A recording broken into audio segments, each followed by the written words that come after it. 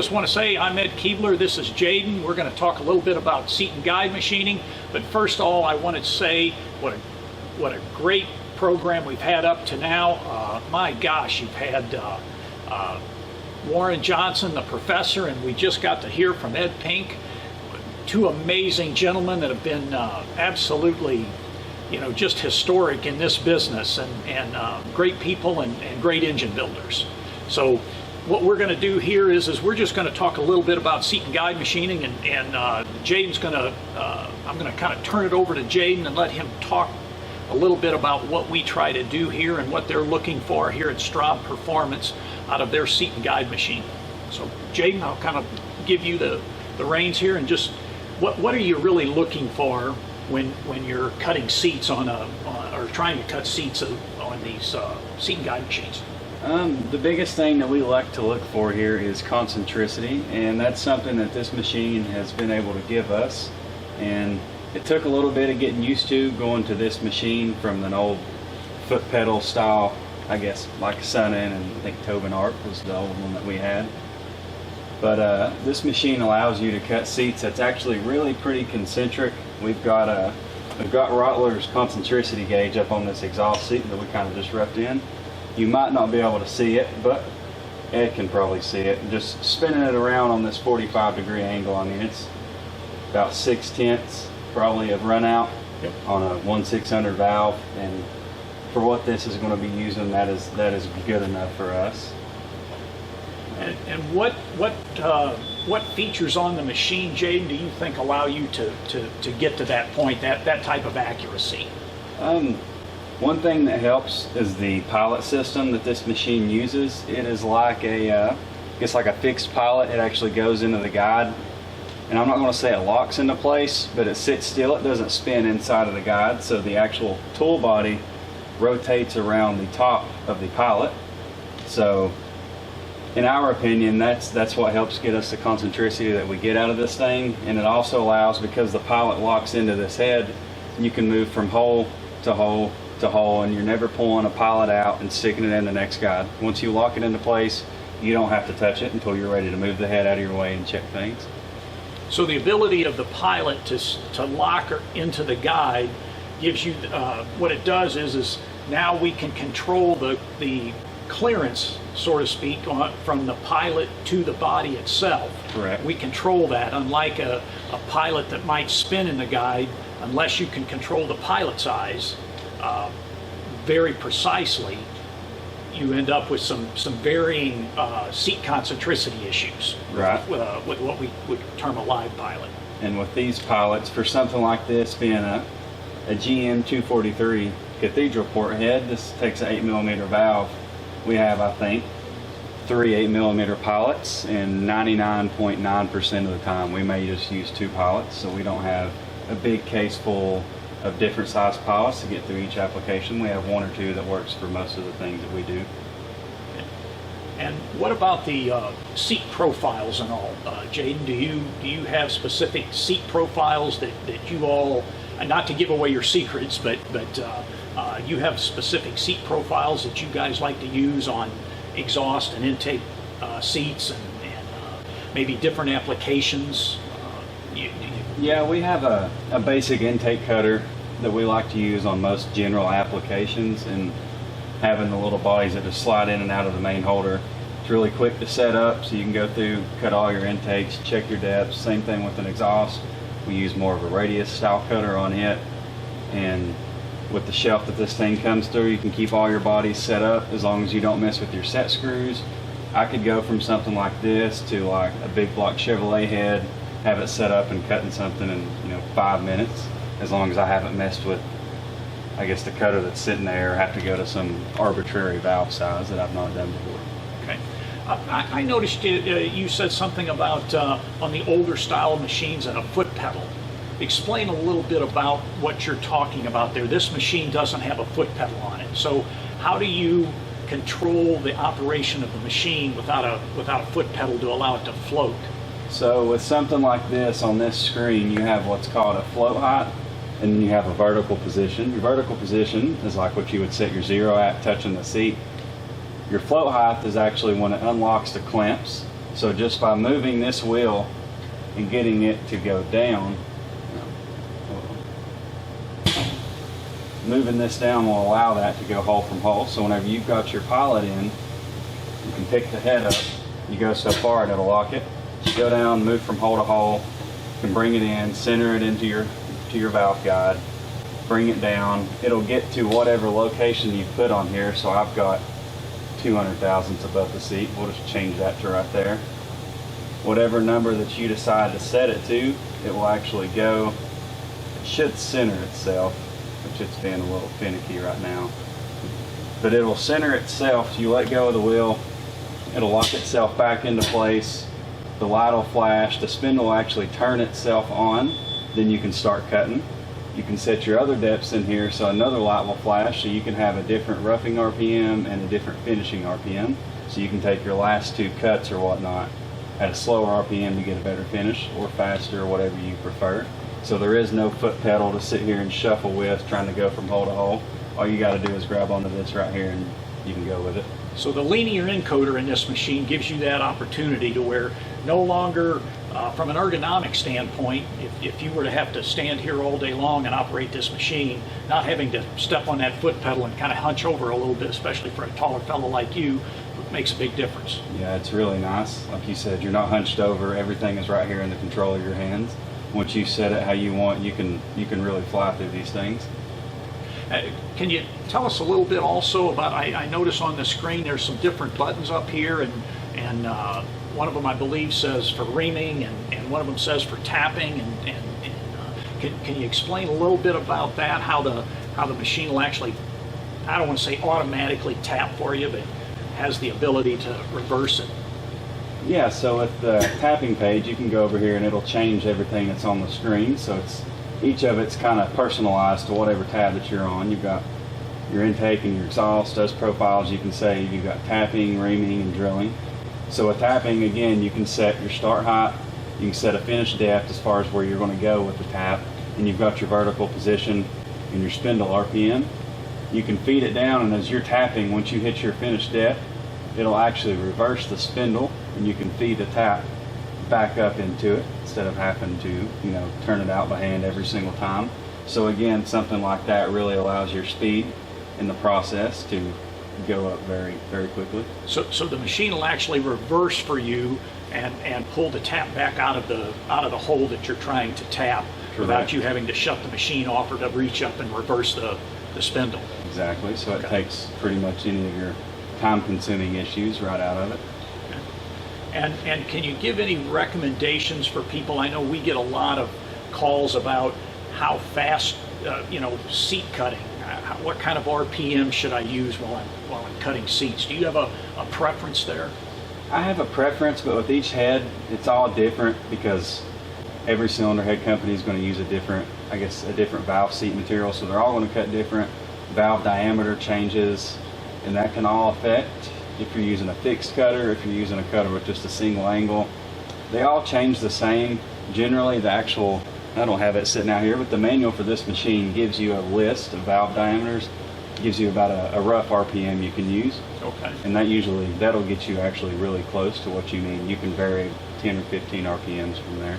So do you have just a kind of a ballpark figure to maybe give the audience, depending on if it's a compacted graphite or something like that? So actually we'll follow that up a little bit later. What we're going to do now is we're going to go ahead and go to some video of people operating the machine.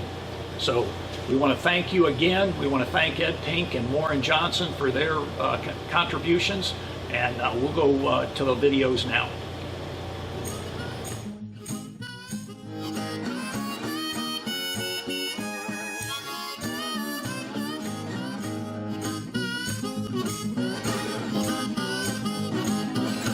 Hi, I'm Anthony Franco here at Larry's Auto Machine. Machinist here for about 16 years now.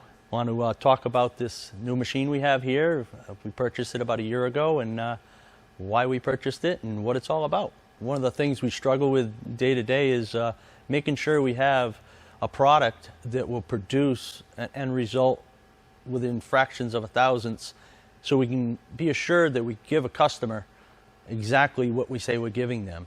We had looked at a lot of different stuff, but we came across the Rottler booth and saw this SG9 there and thought that maybe that was something we needed to have. Upon the research we had done, we found out that it would be a good fit for our shop. One of the things we had struggled with in the past is finding a machine that could cut valve seats of different materials and produce high quality of accuracy. So some of the key features on this machine is how it sets up and how quick it is. And you'll actually take and move the valve, move the pilot into the valve guide. And it has a feature, it'll actually center itself. And once that's centered, and your parameters are set as far as your depth of your cut and your speed of your cut, it'll self-start. And as you can hear the pulsing starting, that I have the high performance on, because this is one of those jobs at the size of the valve seat and how hard it is. We don't want all that compound cutting.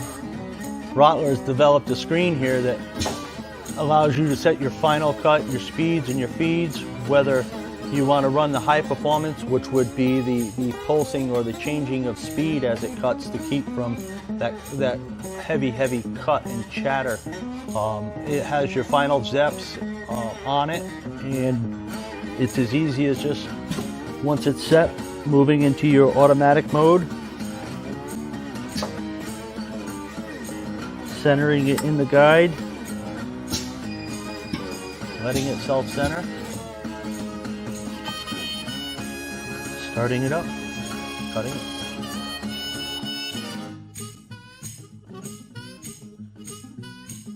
Yeah, we were looking for a machine that could change speeds, and due to the load on the cutter, the diameter of the material in this machine, they designed that would be able to change speeds during the cut to reduce the load on the cutter, giving you a better, more concentric valve seat. We really like the machine, and we know that at the end of the day, when we do a valve job with this machine, that we're giving the customer a really accurate, good product. And that's what we want to do here. We want to provide a service that we feel really good about at the end of the day, that the customer's getting what they paid for.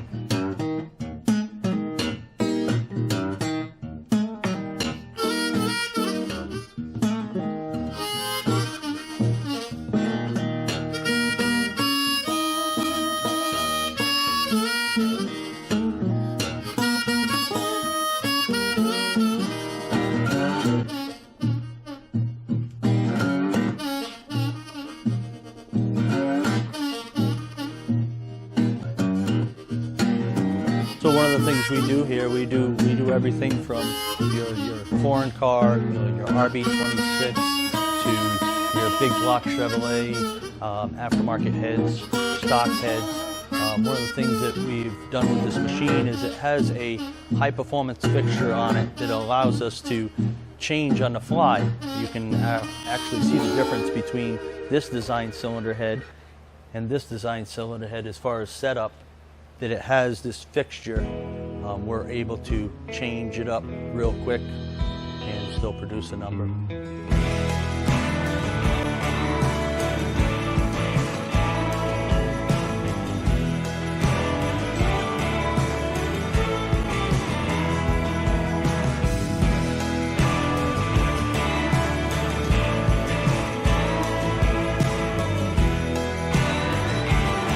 We started out with actually a sturdy 100 seat guide machine, which is a good old machine, but it's not near rigid enough to do large valve seats, bronze alloy seats that cut so much harder. The machine's a great machine, but it's just not near sturdy enough to do them. So we upgraded to the SG9 Rottler seat and guide machine, probably in about probably 2010, 2008, something like that. And that really helped us put them much harder seats in, get our valve jobs concentric, with close to thousandths and stuff like that. That really helped us out in that.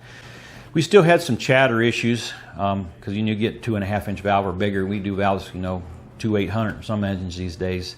And it was too hard to get the chatter out of some of these, so we upgraded the SG9 HP machine, which has a variable spindle speed. In some applications, that really helps control the chatter and get a really concentric valve seat. My name is John ONeal. I'm a cylinder head tech here at BES Racing Engines. Been here about 4 years.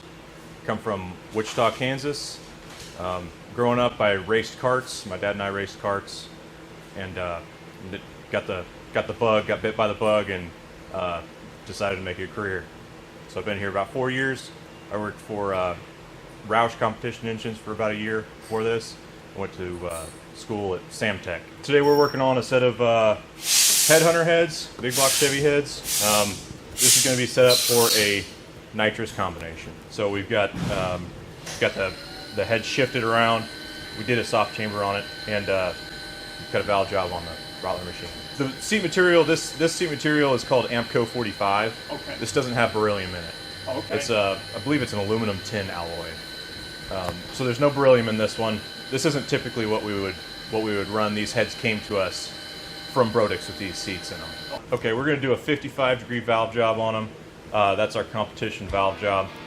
This is going to be a pretty high effort deal.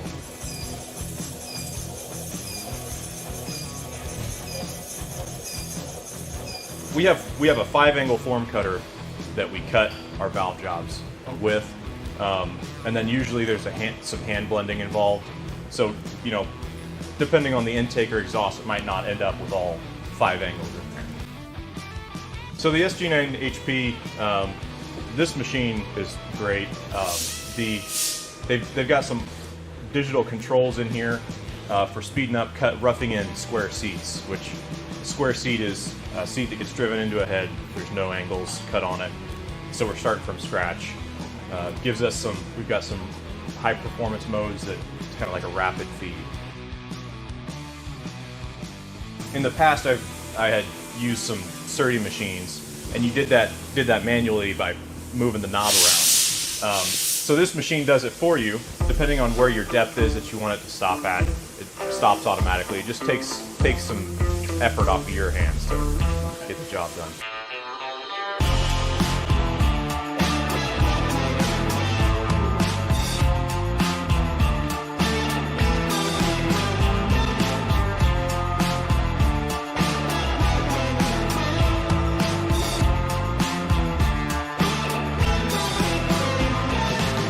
Hi, I'm Tyler Eicchorn. We're back here at NPR Racing Engines. We're here to talk about our SG9 Rottler machine. We've had this machine for about 6 years. The start of it, when we were first looking at it, we were at the PRI show. We were talking with multiple companies, trying to get some more information out of each machine that we can see. We had our eye on 2 of them, but it ended up being we chose the Rottler machine. Their personality is amazing. This machine actually has a lot of crazy things that we're about to show you right now. So the first thing that we know when we bought the machine that we were really excited about was the centering pilot. Not a lot of companies out there offered that, and we wanted to be the first ones to try it out, especially because we were working on a smaller valve engine. So we wanted to really incorporate that technology into the smaller engines, and it actually paid out great for us. So usually on the intake, this is our stage 1 Coyote head that we have right now. It's not ported. We do replace the steel guides that are powdered metal and tend to either break or they just wear out over time. We replace them with a bronze guide. And what we usually do on the intake, we offer a 4 or 5 angle depending on the competition that he's going to run. Usually street cars, we like to keep a 4 angle. You don't need as aggressively as a race car engine. And then we move to the exhaust. Over time, we had a test now running more power outers than anything, making a lot of horsepower and a lot of heat. We had to go with a radius exhaust valve. That really helped the air flow out of the exhaust and just get all that hot air out of the engine so it can continue to make more power through the intake valve. So when we were developing a cutter that we had to use for the exhaust, we're running into the issue of what angles we can run to get the heat out as fast as we can. We found out that the radius, and it took a little bit of tries on what radius cutter actually worked the best, but we found one and it exceeded our expectations.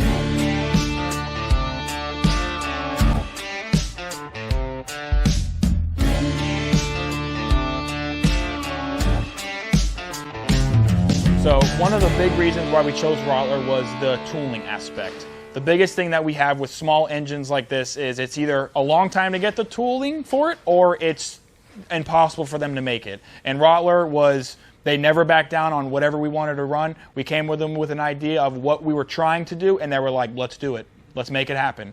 They really advanced our design of this cylinder head because of the tooling that they provide. They always have it on the parts. I break some pilots all the time. They're next day air, I'm getting them. They always have them on the shelf.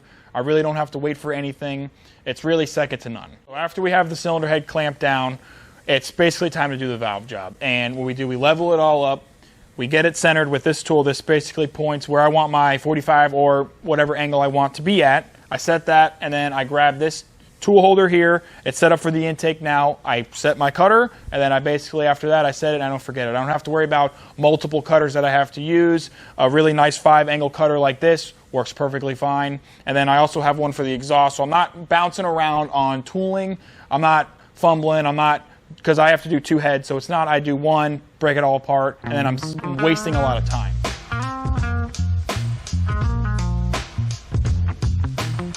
So the Rottler really helps us perform and perfect a lot of production work that we have, but it also allows us to do more development work and finding exactly what these things love and need.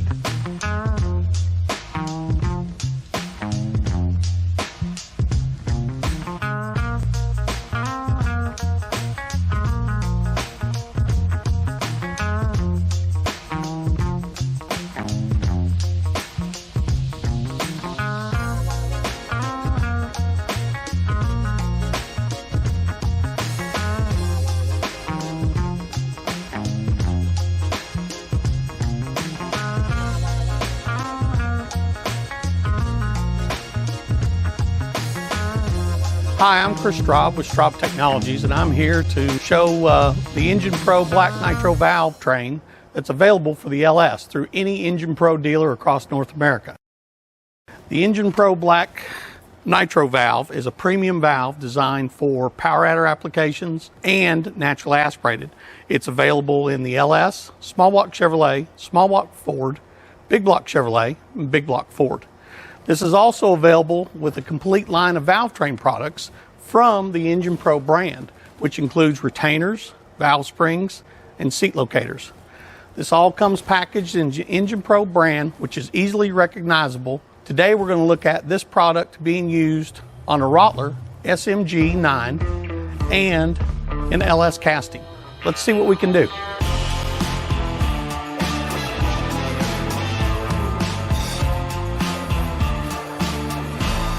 I'm Jaden McCurry here at Straub Technologies. I've been here for almost 3 years, mainly running the CNC machine, but I have run the seat and guide machines, valve grinders, and pretty much done all the processes with the cylinder head building here. One feature that I really like about this machine is the pilot system that it has. It's not so much a dead pilot that you have to move in by hand. It actually locks into the head, so you can go hole to hole, and the pilot still functions as a dead pilot, so you still keep all your accuracy and you gain your speed without having to touch the pilot every time you go from hole to hole. Yeah, so we're going to go ahead and start cutting these valve seats.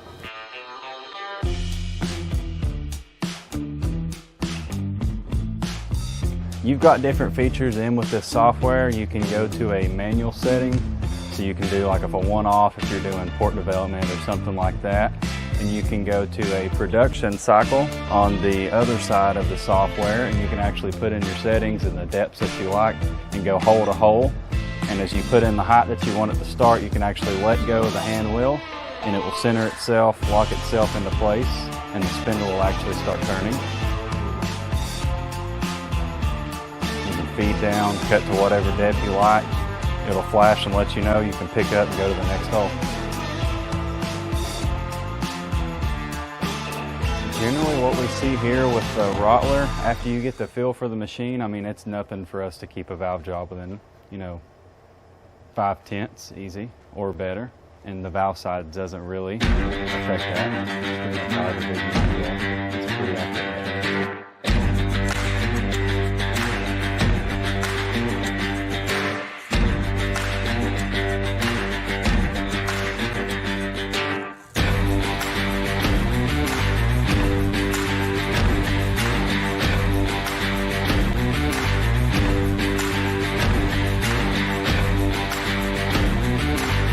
Rottler valve refacing machines works really great. It's a centerless valve refacer as opposed to a colleted style, which would, you know, you're centered on a collet. Well, if the collet's in concentric, your valve face is going to be in concentric.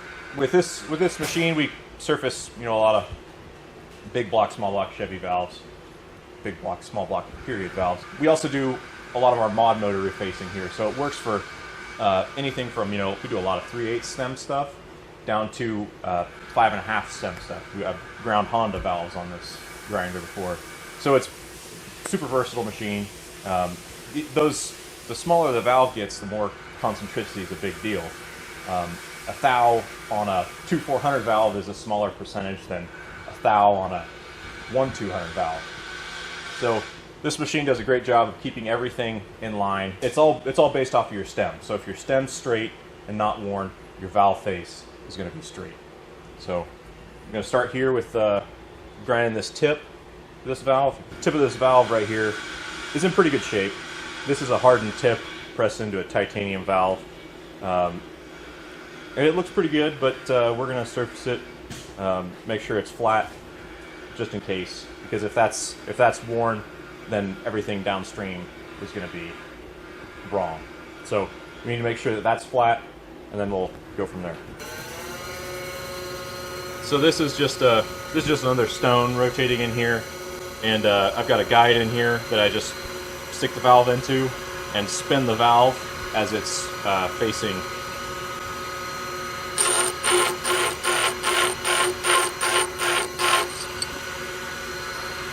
And you can kind of see the crosshatch on there looks different than when we started, and it's cleaned up all the way around the tip. So that's a good valve. We can proceed to facing it. This engine in particular had a 55-degree valve job. That's what the face itself looks like. You can see some cupping in there. I don't know if you can see that light moving around on the face of that valve.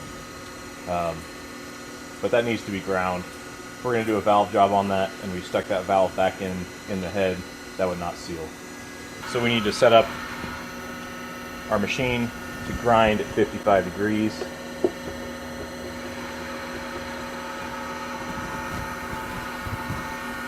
There's a little veneer scale down there that tells me what degree the machine's set at.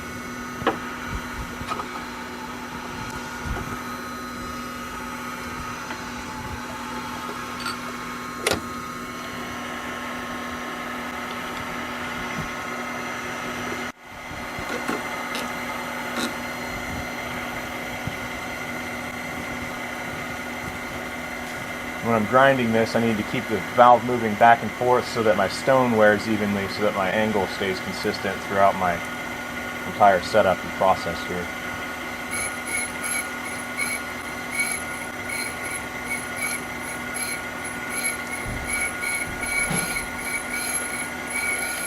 Yeah, that VR12 machine, especially when you grind a lot of titanium valves, and it's a centerless grinder, which makes the seats perfect as far as being concentric, and it's so smooth that it grinds that titanium, so you can get a really nice finish on that valve. So that helped us a lot.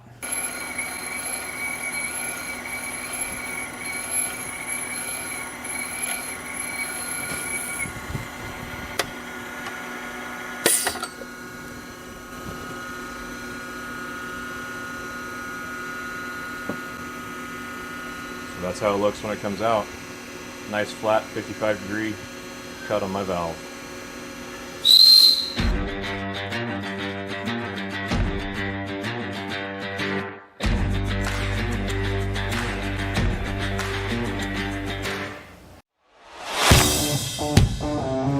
What a day, what a day, what a day. Yeah, my brain is swollen. I've learned so much today. They told us, don't start cars. We are not going to listen.